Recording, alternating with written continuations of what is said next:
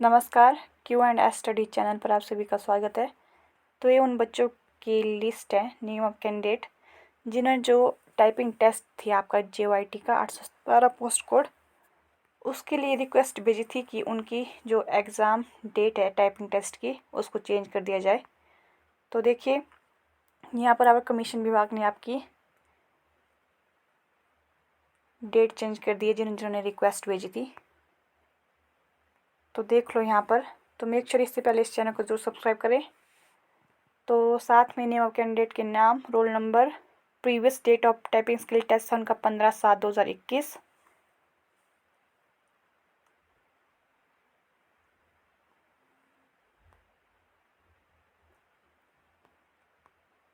तो अब रहेगी उनकी 8 अगस्त 2021। तो यहाँ पर आप देख सकते हो। तो वीडियो पॉज करके देख लो आप।